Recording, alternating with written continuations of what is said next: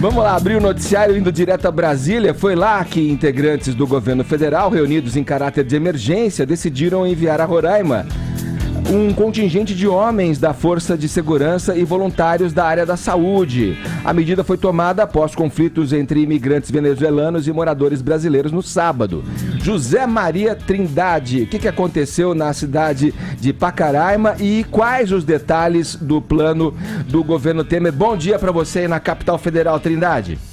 Pois não, muito bom dia, Edgar. Bom dia a todos. Olha, Edgar, neste final de semana, o presidente Michel Temer, ali sem terno e tal, mas é uma reunião... Olha, tá mesmo no fim do governo, dá para sentir na cara de cada um ali. Fim de feira, né, Trindade? Tá, aquela reunião meio sem graça. Mas, enfim, o presidente reuniu os ministros e considerou os últimos acontecimentos lá na fronteira, né, como preocupante. E aí determinou aos ministros da Defesa e de Segurança Pública, né, para agirem lá em Pacaraima e, inclusive, para dar apoio.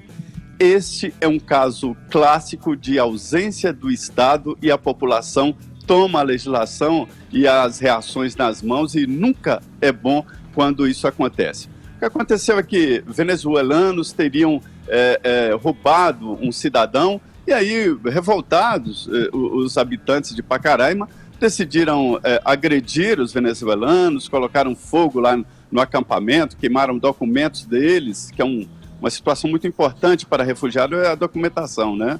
E alguns foram embora e também a fronteira foi fechada e é por isso que o fluxo de venezuelanos está se direcionando a outros vizinhos e não o Brasil. Roraima vive um problema sério e o governo federal ainda trava ali uma disputa com o governo, com a governadora de Roraima, exatamente sobre a responsabilidade. O presidente Michel Temer editou uma nota dizendo que fez muita coisa, que liberou dinheiro, inclusive, para atender os venezuelanos, né? Mas é que existe uma reivindicação muito forte na região para que o governo feche a fronteira e que faça pelo menos uma triagem decente para saber quem é que está entrando no Brasil. 60 integrantes da Força Nacional foram enviados a Roraima, né? E a situação lá está calma, a última notícia de que está tranquila, mas os venezuelanos sentiram ali uma reação da sociedade que, como eu disse, né? Quando não há Estado, as pessoas se organizam e de uma maneira temerária.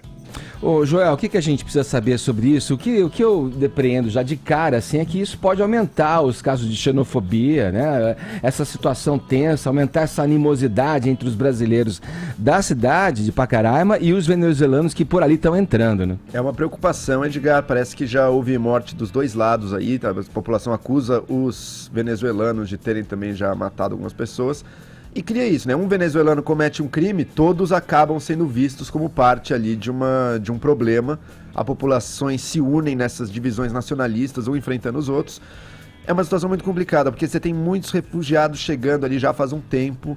Eu não acho que a população de Roraima seja muito xenófoba, não é nada disso, mas é que tem realmente muita gente chegando, exigindo serviços, né, exigindo recursos. Exato. E a população lá também já passa dificuldades. Então, quer dizer, já tinha pouco e agora, então, a situação se agrava ainda mais. Me parece razoável que o Estado brasileiro faça algum tipo de triagem em quem está entrando. Isso me parece razoável. Não para impedir, não para parar que chegue o fluxo, mas para você saber um pouco quem está chegando e controlar de alguma maneira. Exato. E está essa briga muito triste entre as diversas instâncias do governo, né? Então, o município, o Estado e o governo federal, um dizendo que fez sua parte, que é o outro que está deixando ali, que não está fazendo a sua. E, como o Trindade falou, quando o Estado se ausenta, não existe vácuo de poder, né? Então, chega o poder, muitas vezes, de grupos raivosos, pessoas que querem enfrentar, querem fazer balbúrdia. Você tem pessoas tentando capitalizar politicamente em cima disso. E daí não dá para tomar um lado maniqueísta também. Não é, nossa, o refugiado é sempre um anjo da paz que chegou ali, e muito menos também, nossa, temos que banir os imigrantes refugiados daqui porque eles são do mal. Nada disso. São pessoas tentando sobreviver. O país tem a ganhar com o influxo de pessoas para cá.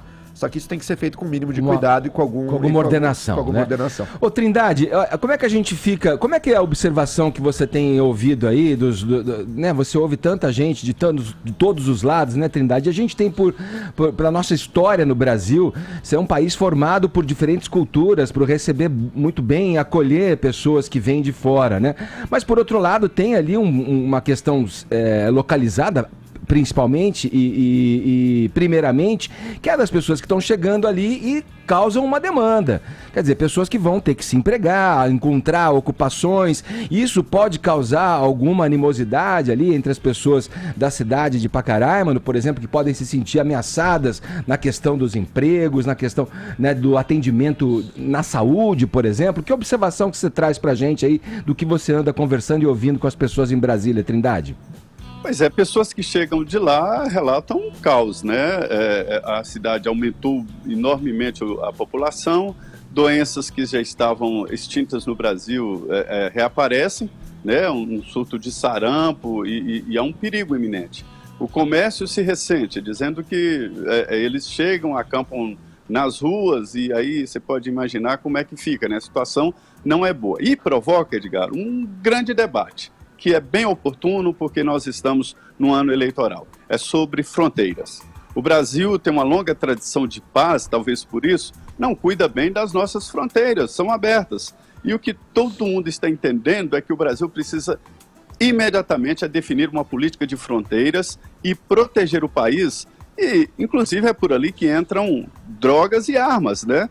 Então, isso aí provocou um debate forte e oportuno, repito, porque é um ano eleitoral, exatamente sobre as fronteiras. As pessoas dizem que não sabe quem está chegando, já eu disse bem aí, quem são essas pessoas? É preciso identificar, é preciso encaminhar, é preciso uma certa triagem. Não pode fechar totalmente a fronteira, mas como está também, fica muito complicado, porque ninguém sabe quem está entrando no Brasil, às vezes não sabe nem se são venezuelanos, porque entram pessoas sem documento.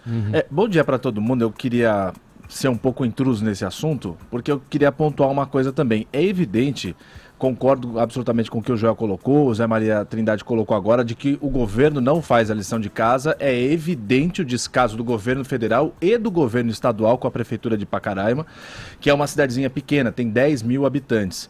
Mas também a gente não pode só ficar evidenciando a síndrome de vira-lata e chutando os nossos e não colocar culpa em quem está vindo aqui de visita. Se eu sou convidado, Edgar, para ir na sua casa, eu vou chegar lá e vou dar o meu melhor para ser bem recebido. Ah, mas eles são pobres, Vai me desculpar, a educação vem de berço e tem que ser do ser humano. Por quê? Você tem uma população de 10 mil habitantes em Pacaraima. Em 2017, os atendimentos por parte do SUS naquela cidadezinha mais do que triplicaram.